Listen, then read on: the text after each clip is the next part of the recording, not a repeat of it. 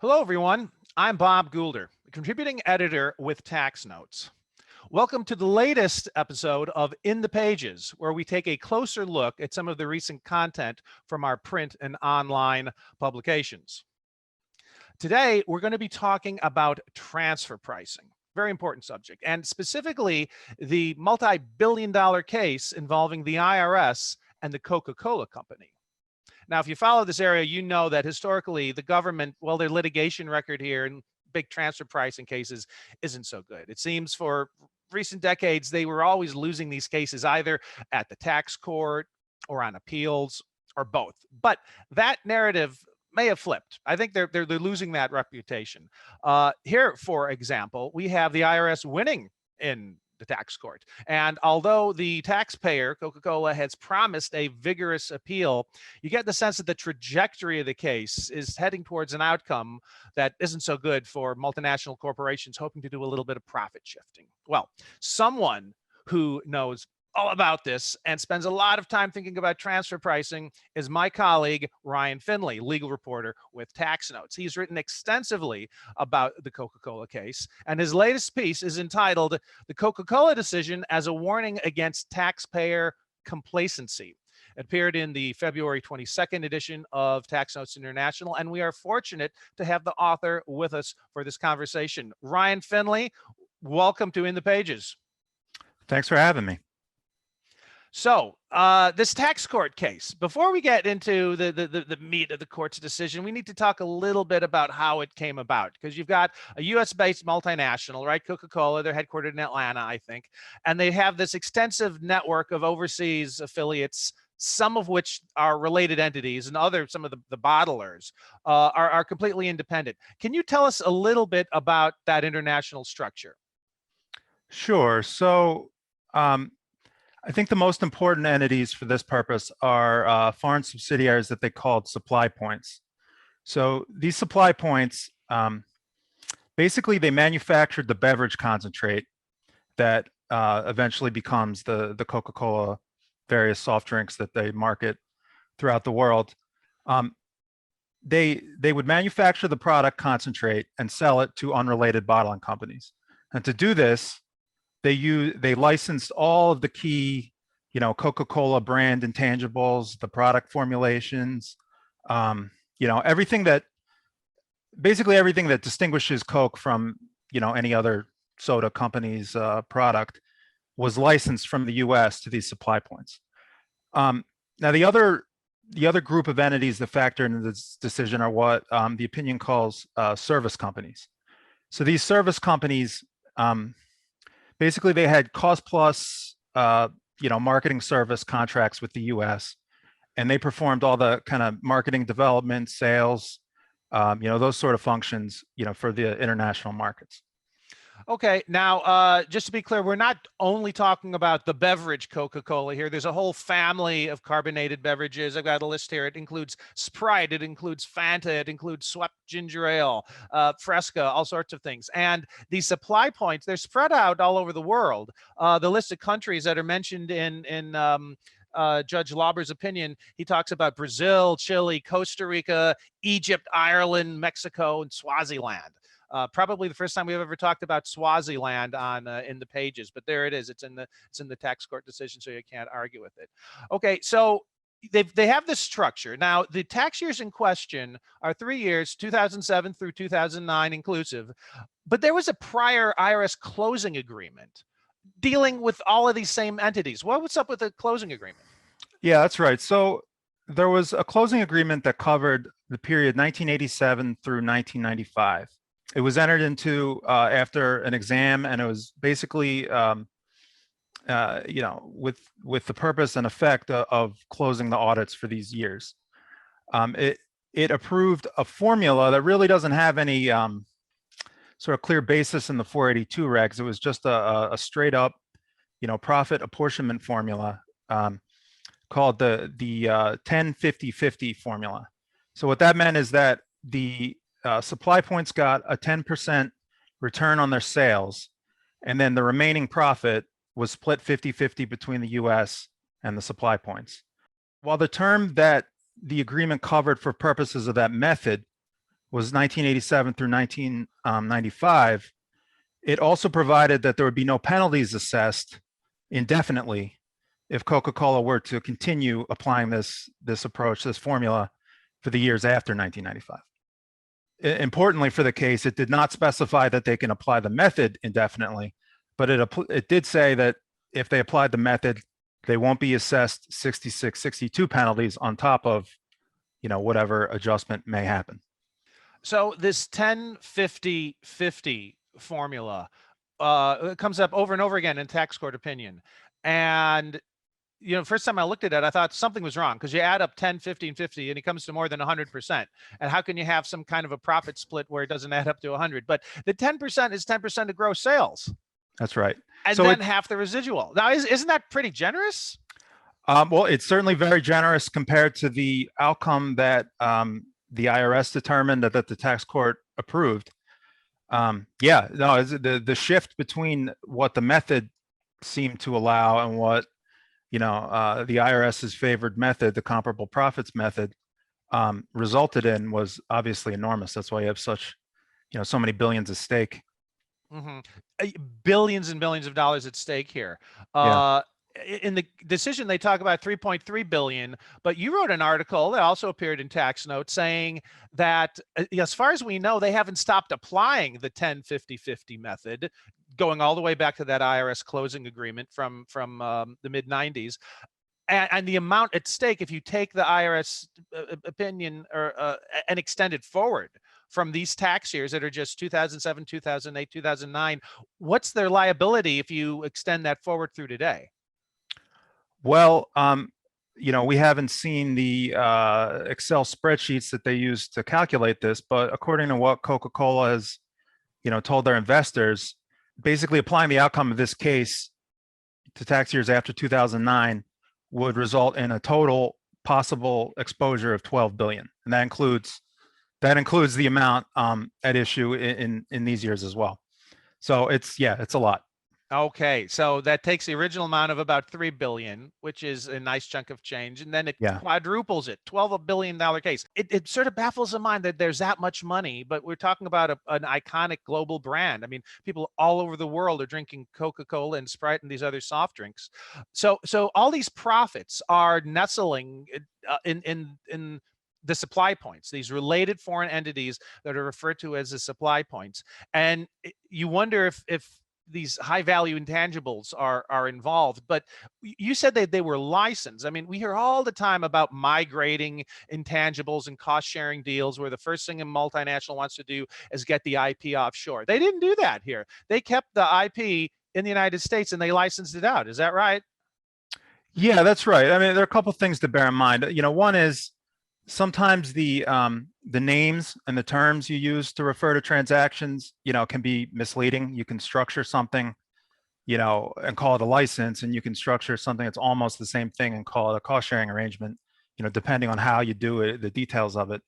But you're right. No, they kept the ownership of the IP in the U.S., at least by the terms of the contracts they entered into. And in terms of the court's assessment of the situation, those intangibles. So the owner who owned what intangibles is actually one of the issues involved in the case. But that dealt with a very specific sort of soft intangible called marketing intangibles that other than trademarks and harder intangibles like that. So yeah, they definitely kept ownership of the trademarks, product formulas, stuff like manufacturing know-how in the U.S. and licensed it out. And it's tough to speculate exactly what their strategy was, other than, they seemed that maybe they thought they were getting a good enough deal under the closing agreement and, didn't feel the need to disturb that. Yeah, so as I read the opinion, it seemed like Coca-Cola was saying these enormous returns that the supply points are getting are justified in part because of those marketing intangibles. But do they really have them? Did they ever really acquire them? Yeah, I mean, this is one of, if not, the biggest issue in the case.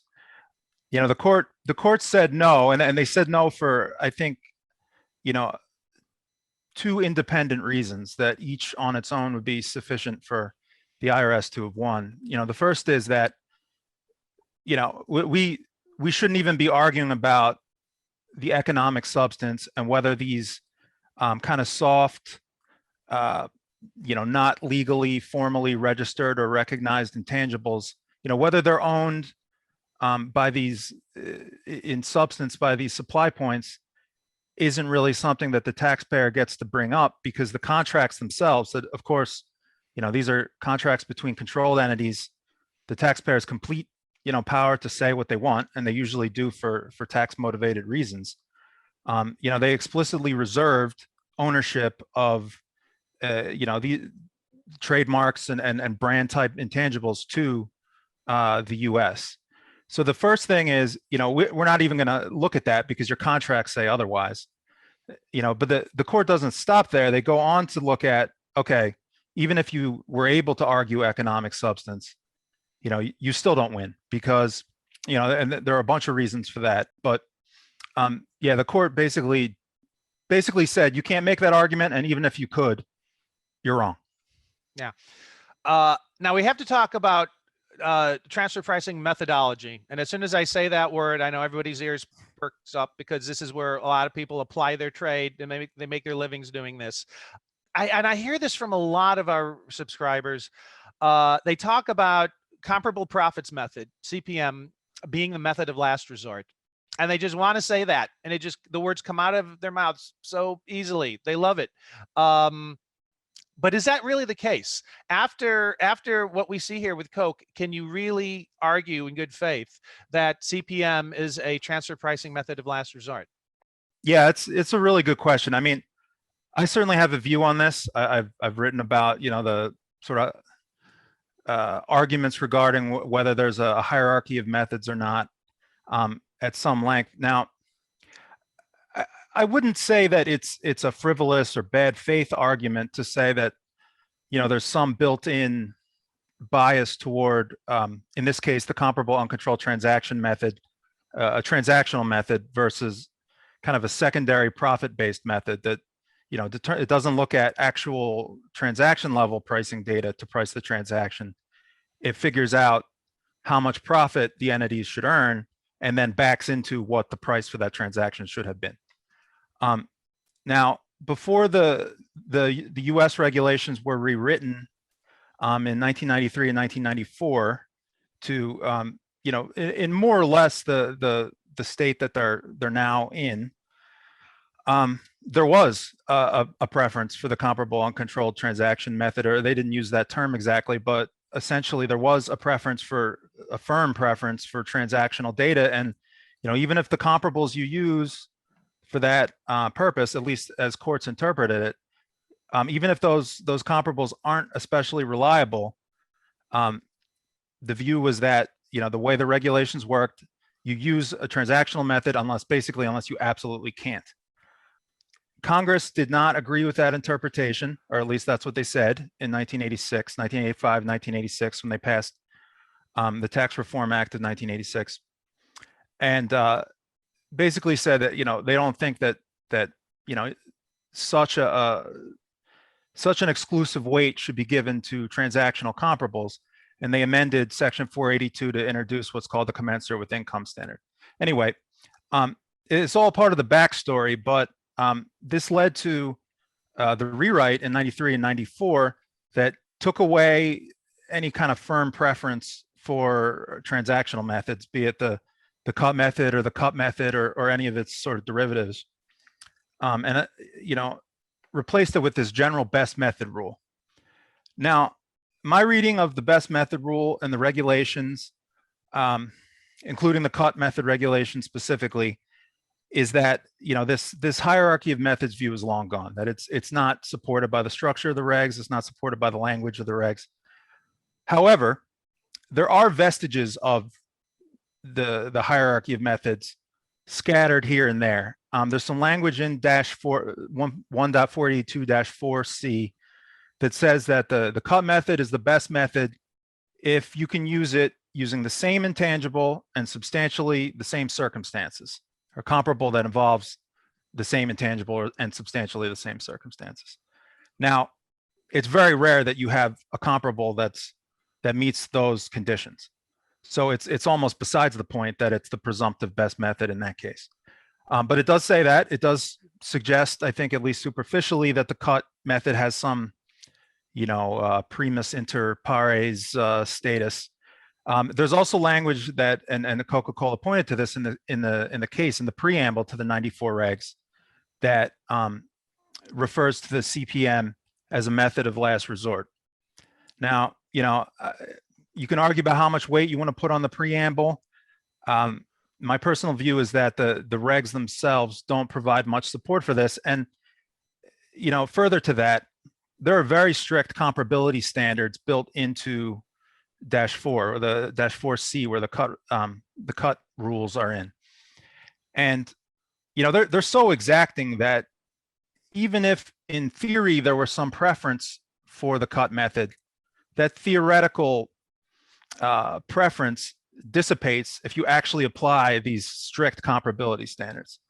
So, whether you find it in the best method rule itself or in -4 where the cut regs are, I think either way you get to the point where, you use the method that provides the most reliable result. And obviously that's a facts and circumstances thing. It's almost always debatable. But, I think looking at all that together, there's really, I think it's the wrong interpretation to say that there's a preference for the cut method. But I can still see why taxpayers are probably not going to give up making that argument anytime soon.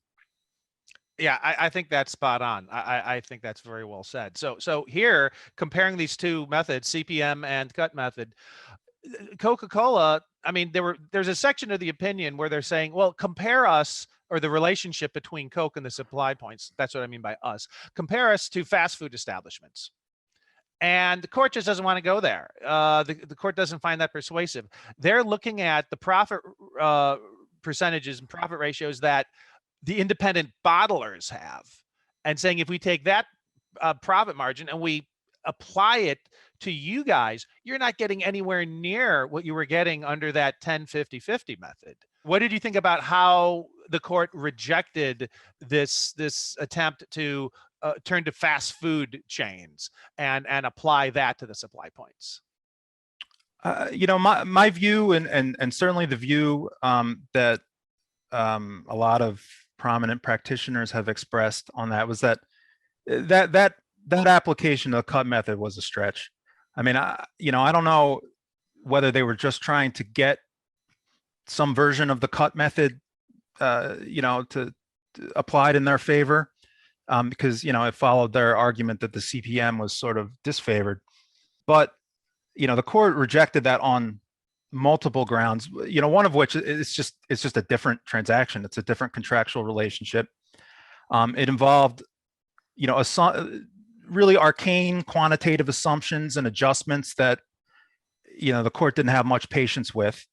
And, the other thing was that it sort of convolutes what entities are transacting with which other entities. Coca-Cola argued that, some of their expert witnesses argued that you should look at this as a transaction between the US and the field, is what they called it.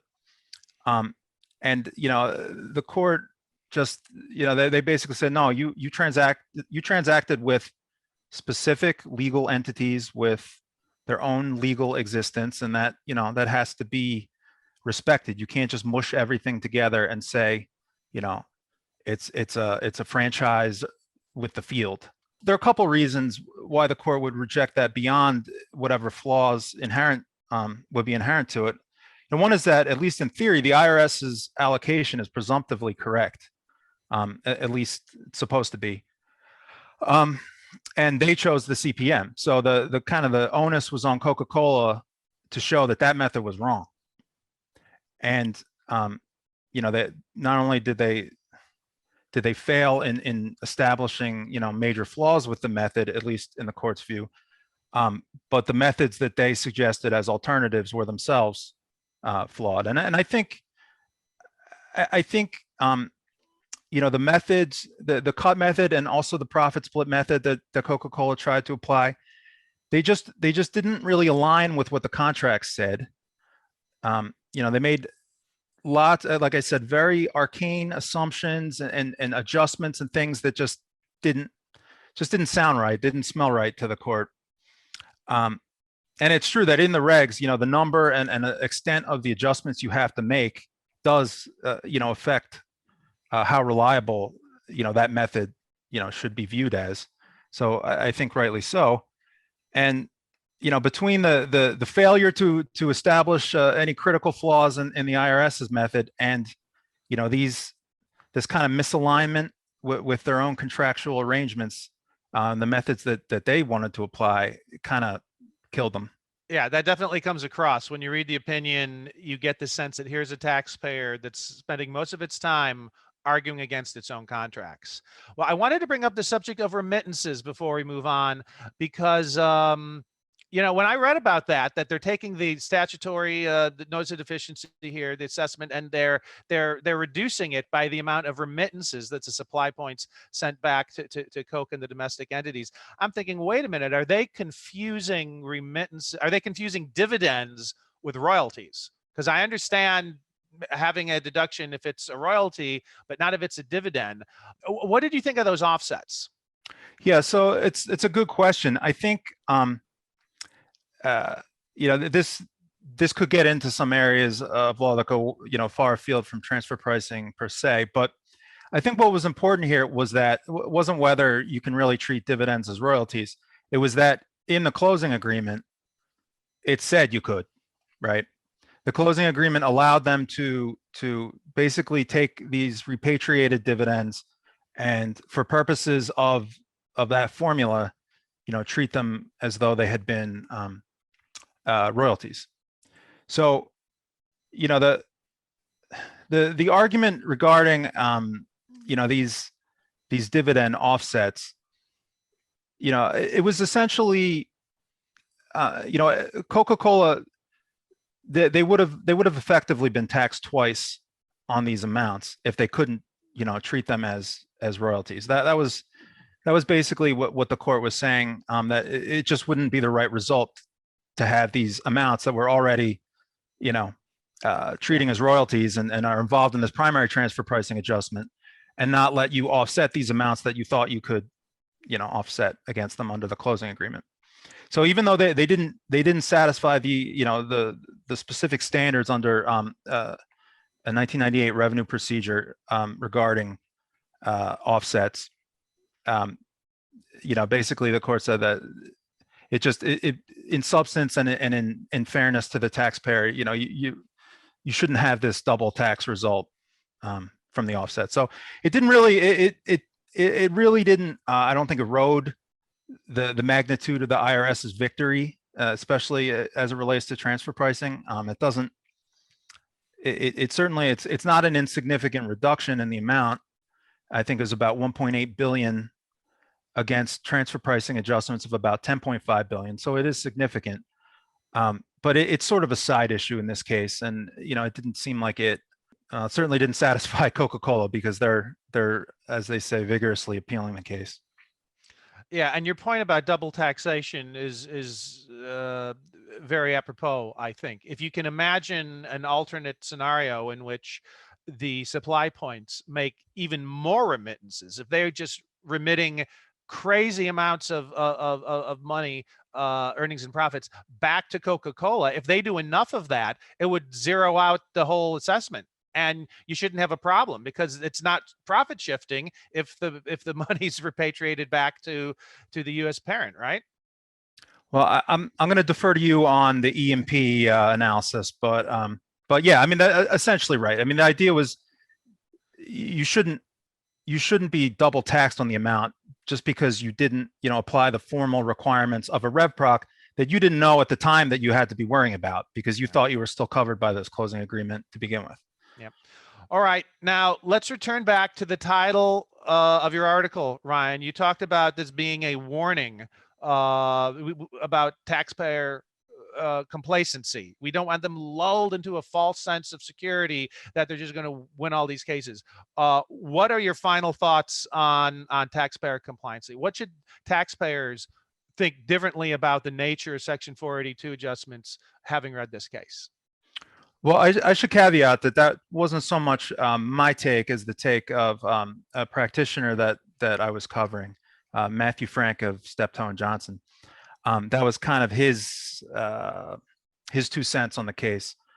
But obviously, I focused on that because it seemed like he had a point that resonated. He was saying that there's a tendency in a lot of big companies to assume that whatever you were able to do last year will be accepted this year and next year, and that's just not the case.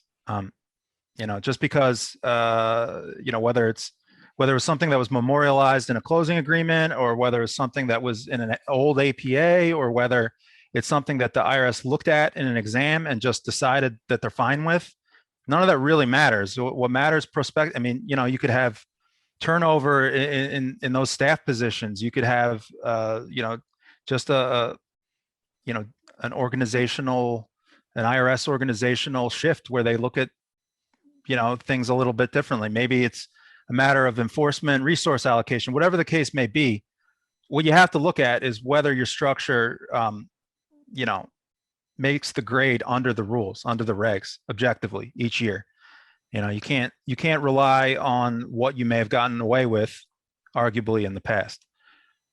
So yeah, I think that was the takeaway, because I mean, a huge part of Coca-Cola's argument here, and the signals are that the part that it's probably going to focus on in the appeal has to do with this alleged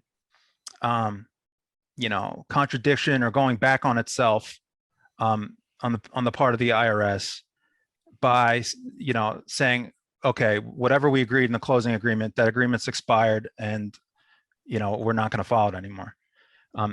A huge part of Coca-Cola's argument is that the IRS should not have and legally cannot have done that. I've heard a lot of skepticism even among private practitioners about that argument. But that seems to be the argument that they want to focus on, that there's some sort of retroactive law element to deciding that the expired closing agreement isn't an acceptable result anymore. But I think the article you point out, no, it's a lot of practitioners have responded by saying, okay, but the closing agreement expired when it expired, and you have to look at what the law says, in the regulations to see if you're in the clear. Yeah, I think you're right about that too. Just reading the tea leaves and looking at who they've hired to sort of operate the appeal, they seem to be saying this is retroactive taxation. It's unconstitutional. You can't have it. You can't change the rules and then go back and tell us how we should have been playing ball, before you change the rules. I'm not sure, just taking my own look at this case, whether it's really retroactive, because if it's the case that every closing agreement the IRS signs, they're going to be held to in perpetuity for all of eternity, even after the term of the closing agreement ends. Wow, that's going to be a game changer. And I don't think a U.S. Circuit Court of Appeals is going to go for that, but we'll see. Because this case isn't going away. There's just too much money at stake. Ryan Finley, I want to thank you for taking the time to talk to us about this litigation. I know it's not over. We'll continue to look forward to your coverage as the appeal progresses. And thank you for coming on the show. My pleasure. Anytime. All right. That's it. Until next time, keep on reading about transfer pricing and keep on reading tax notes. Thanks very much, everyone. Bye-bye.